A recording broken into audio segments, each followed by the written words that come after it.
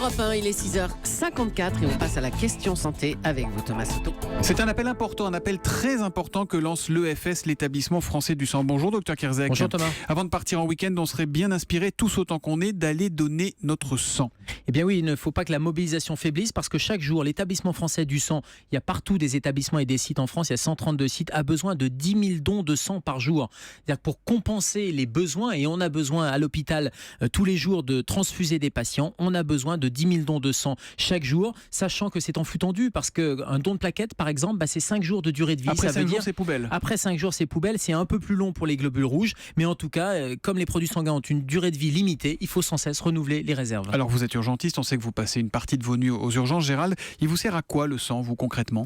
Alors on pense bien sûr aux accidents de voiture, on pense aux interventions chirurgicales, on pense aux hémorragies lors des accouchements, mais il y a aussi les grands brûlés, il y a aussi des patients qui sont atteints de maladies hématologiques, qui sont en aplasie, ils n'ont plus assez de globules rouges. Les globules rouges, c'est ce qui transporte l'oxygène, c'est vital. Et quand on n'a plus assez d'hémoglobine et de globules rouges, eh bien le seul moyen, c'est de transfuser. Donc il n'y a pas que les urgentistes, il y a les anesthésistes-réanimateurs, les chirurgiens, les hématologues qui ont besoin de ces dons de sang, que ça soit en aigu, en extrême urgence ou bien de manière un peu plus chronique. En tout cas, on a besoin en flux tendu de ces réserves. En urgence, rassurez-nous, vous ne manquez pas de sang quand même, vous avez toujours des stocks. Alors, l'établissement français arrive à compenser, et quand on a un groupe sanguin qui manque, parce qu'il faut certains groupes sanguins aussi qui sont parfois très particuliers, parfois plus rares que d'autres, et il faut transfuser en isogroupe, comme on dit, et bien quand un groupe vient à manquer, heureusement d'autres régions en France peuvent venir compenser. Donc l'établissement français du sang a la capacité de pouvoir réguler, mais encore une fois, à la base, il faut du don parce que si on n'a plus de réserve, que ce soit d'une région à une autre, eh bien on aura une pénurie qui peut être parfois dramatique. Est-ce que tout le monde peut donner son sang ?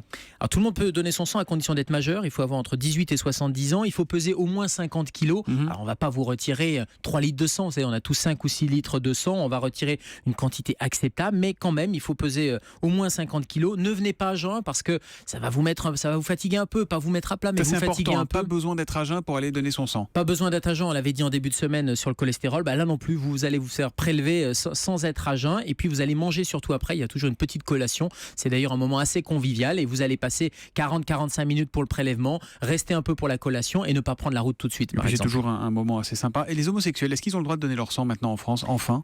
Alors maintenant, oui, enfin, c'est-à-dire que c'est un tabou qui est tombé. Il y a des conditions assez strictes qui sont encadrées par le ministère de la Santé. C'est tombé il y a quelques mois. Il faut 1 an d'abstinence sexuelle, et puis surtout, homosexuel ou hétérosexuel, il faut surtout répondre à l'interrogatoire. Vous allez voir un médecin qui va vous poser tout un tas de questions. Il faut répondre franchement. C'est fondamental. Il faut répondre franchement, bien sûr. Alors le don est sécurisé par des tests derrière, des tests sérologiques, mais tout le monde peut donner avec les conditions qu'on vient de rappeler, à condition de bien répondre à cet interrogatoire. Et derrière, des tests seront faits pour sécuriser sur le plan virologique notamment. Le sang artificiel, c'est pour quand, Gérald ?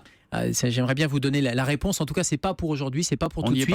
On n'y est pas, et c'est pour ça que le seul moyen, quand quelqu'un a perdu de l'hémoglobine et des globules rouges, le seul moyen aujourd'hui, c'est pas la perfusion, la transfusion est vraiment le moyen vital de pouvoir compenser. On n'a pas de sang artificiel, c'est uniquement le sang naturel. Et voilà pourquoi il faut donner son sang, ne serait-ce que parce qu'il peut nous servir à nous tous dans les heures, les jours, les semaines, les mois qui viennent.